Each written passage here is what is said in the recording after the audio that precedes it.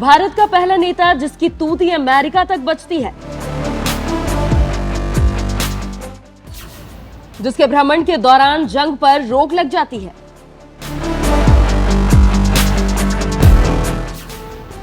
जिनसे देश ही नहीं विदेश की जनता को भी उम्मीद है।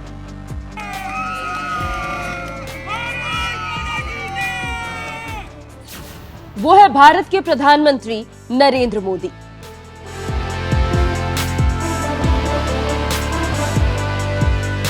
देश की राजनीति में एक नए दौर की शुरुआत हुई साल 2014 में, जब नरेंद्र मोदी ने देश की सत्ता को संभाला।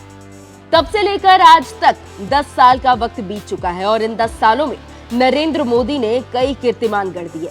आज वो देश ही नहीं बल्कि विदेशों में भी लोगों के फेवरेट है। तभी तो लगातार पीएम मोदी ट्रंप और बाइडेन जैसे दिग्गज नेताओं की लोकप्रियता को भी पछाड़ चुके हैं।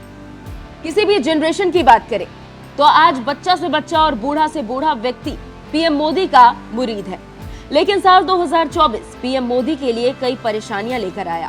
पहले तो लोकसभा में बीजेपी को बहुमत नहीं मिली, उसके बाद कई बिल मोदी सरकार पास नहीं करा पाई।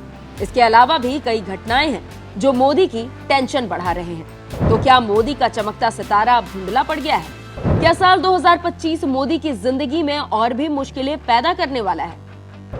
क्या है पीएम नरेंद्र मोदी की भविष्यवाणी? जानिए आचार्य राकेश चतुर्वेदी जी की जुबानी।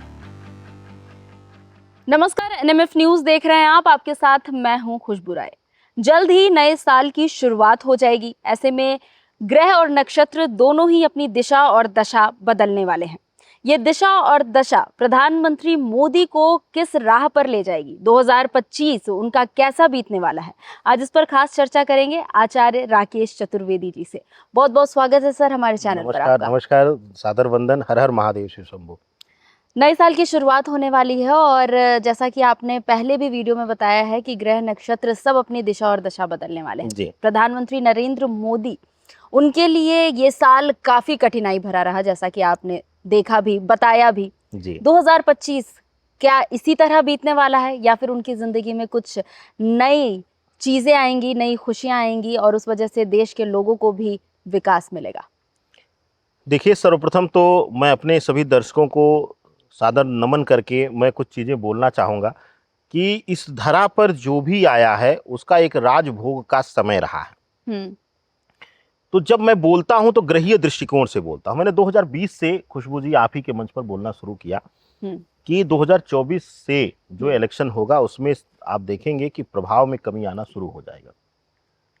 और हम लोगों ने देखा भी उत्तर प्रदेश के उस हिस्से में जहां कभी बीजेपी का अस्तित्व नहीं था, वहां पर बीजेपी एकदम से धड़ल्ले से परफॉर्मेंस किया और ऐसे ऐसे नाम निकल कर आए, जीत कर आए, जिनकी कभी संभावना ही नहीं हो सकती थी जी। लेकिन ग्रह जब खेल करते हैं तो सारी स्थितियां, परिस्थितियां बदल जाती हैं। अगर 2025 के आरंभ को देखा जाएगा, गुरु वक्री अवस्था में, मंगल नीच की अवस्था में, फिर उसके बाद मंगल वक्री हो जाएंगे और फिर एक बार पुनः नीच की राशि कर्क में आ जाएंगे। ये सब ग्रहीय स्थितियां जो बन रही, ग्रही संयोजन जो बन रहा है, और जब शनि मीन में आ जाएगा तो इनके राज सुख में कमी लाना शुरू कर देगा। शनिदेव अब तक इनके लिए बहुत अच्छा फलित हुए हैं, लेकिन अब जो है शनि की स्थिति 29 मार्च के बाद जो है इनके लिए कठिनाई पैदा करेगी। इनके लिए विपरीत परिस्थितियां सरकार में बनेंगी। सरकार में इनके ही लोग, हो सकता है कई लोग कुछ ऐसे वक्तव्य दें, कुछ ऐसे कृत्य करें, कुछ ऐसे कार्य करें जिसकी वजह से इनकी सरकार पर आंच आए या इनके ऊपर आंच आए। इस तरीके का प्रभाव 2025 में पूर्ण रूप से नरेंद्र मोदी जी के लिए पूर्ण रूप से दिखाई दे रहा है। और एक चीज और देखिए आप कि गुरु बृहस्पति और साथ ही साथ शनि, राहु केतु की जो स्थिति है वह दर्शाती है कि अब 2025 का वर्ष इनके जीवन में बहुत सारी कठिनाइयों को और बढ़ाने वाला है। यानी कि अब राज सत्ता या सिंहासन इनके लिए बहुत आसान नहीं रहेगा। इनको हो सकता है कि हर क्षण अपने पद की जस्टिफिकेशन देना पड़े, यानी कि वह प्रभाव जो अब तक था, जो ये नहीं भी आते थे कैमरे के सामने तब भी लोग वाहवाही करते थे, तो हो सकता है वही लोग अब इनको खुद निवेदन करने शुरू कर दें कि आप आइए सामने और इस पर आप सफाई दीजिए। इस तरीके की स्थितियों को जन्म देगा 2025 का वर्ष। तो टेंशन वाली बात सामने आ चुकी है। प्रधानमंत्री नरेंद्र मोदी के लिए 2025 इतना आसान नहीं होने वाला है। लेकिन आचार्य जी देखिए, एक बात तो 2025 के लिए ही मैं जानना चाहूंगी, मोदी इज इक्वल टू केंद्र सरकार, जी उनके फैसले जी। केंद्र सरकार के फैसले, और सरकार पूरे देश को चलाती है। तो क्या लगता है जिस तरीके से उनके लिए कठिनाइयां बढ़ेगी, केंद्र सरकार के लिए भी कठिनाइयां बढ़ेगी, और क्या ये कठिनाइयां देश के लोगों को भी झेलनी पड़ सकती है? एकदम झेलनी पड़ सकती है। दो चीजें आपने कहा कि केंद्र सरकार, मैं तो कहता हूं कि मोदी ही राज्य सरकारों के लिए भी प्राथमिक चेहरा है। एक दो राज्यों को छोड़कर बाकी सब जगहों पर मोदी के चेहरे पर ही, नरेंद्र मोदी जी के चेहरे पर ही सरकार बनी है। तो 2025 का वर्ष दो तरीके से दिक्कत देगा, सरकार के लिए भी, इनके लिए भी। पहली चीज कि आत्मविश्वास, आत्मबल में कमी कर देगा, निर्णय लेने की क्षमता में कमी कर देगा और सहयोगियों द्वारा गलत निर्णय लिवाएगा। साथ ही साथ 29 मार्च 2025 के बाद इनको कुछ न कुछ, चाहे स्वास्थ्य पीड़ा या कुछ आकस्मिक कुछ दिक्कत भी, मुझे लगता है कि 2025 के वर्ष में, हालांकि ईश्वर इनको स्वस्थ रखें, हमेशा इनको इसी तरीके से मजबूत रखें, और भारतवर्ष के लिए, राष्ट्र निर्माण के लिए अगर कुछ कार्य कर रहे हैं तो उसमें इनको और मदद दें और शक्ति दें ईश्वर। लेकिन थोड़ा सा ग्रहीय संकेत जो है वह अच्छे नहीं दिख रहे हैं इनके व्यक्तिगत स्वास्थ्य को लेकर भी। चलिए, स्वास्थ्य के हिसाब से तो बहुत ज़्यादा कुछ खास नज़र नहीं आ रहा है 2025 प्रधानमंत्री नरेंद्र मोदी के लिए। लेकिन हम सब जानते हैं कि प्रधानमंत्री नरेंद्र मोदी अपने फैसले के लिए जाने जाते हैं, कड़े निर्णय के लिए। चाहे हम 370 की बात कर ले, 3 तलाक की बात कर ले, ऐसे कई निर्णय हैं जो मोदी सरकार ने लिए हैं। और इन्हीं सब के बीच अब अटका हुआ है वक्फ संशोधन बिल 2024। जैसा कि आप देख रहे हैं, जेपीसी में लगातार जब भी बैठक हो रही है तब हंगामा हो रहा है जी।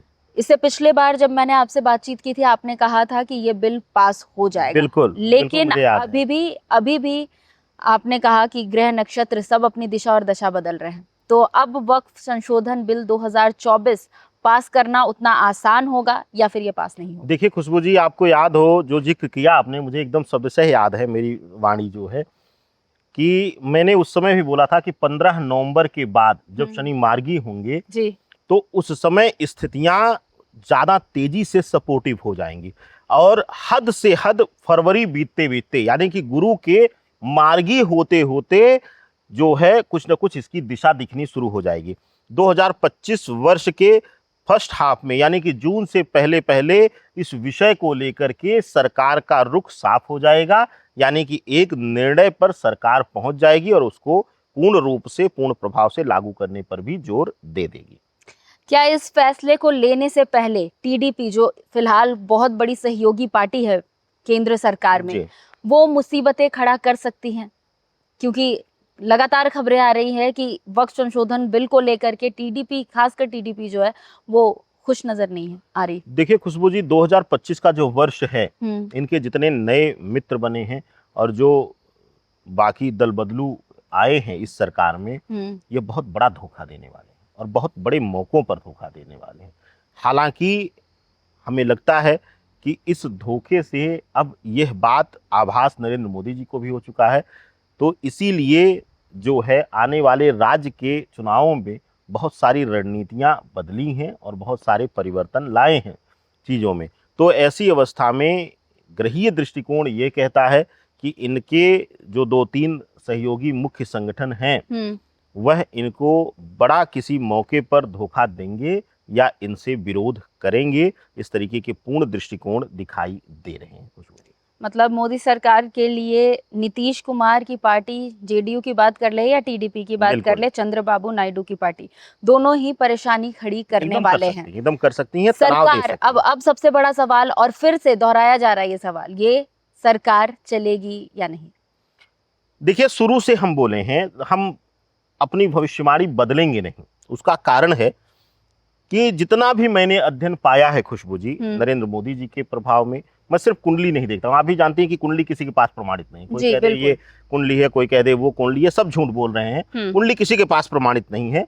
तो जो सामान्य रूप से इंटरनेट के माध्यम पे है, और साथ ही साथ जितना मैं उनके चेहरे की, भाव भंगिमा की, उनकी वाणी की ऊर्जा का अध्ययन करता हूं। माँ भगवती की कृपा से, बंगलामुखी की कृपा से जितना ज्ञान है मुझे, मैं जितना अध्ययन करता हूं, विशेष रूप से मुझे लगता है कि किसी भी प्रकार का अवरोध आएगा, मैंने पहले भी बोला है, मार्च 2025 बीतते बीतते उसके बाद हर क्षण हर दिन इन सरकार के लिए कठिन होगा, लेकिन सरकार बीजेपी की ही रहेगी। मुझे लगता है कि नरेंद्र मोदी के कार्यकाल पर भले ही 6 महीने पहले इलेक्शन कराना पड़ जाए, लेकिन मुझे लगता है कि ये कार्यकाल पूर्ण नहीं होगा। मुझे इस बात का पूर्ण ग्रहीय दृष्टिकोण से, जितना माँ भगवती ने मुझे ज्ञान दिया है, मेरा अध्ययन यह कहता है कि यह कार्यकाल पूर्ण नहीं होगा।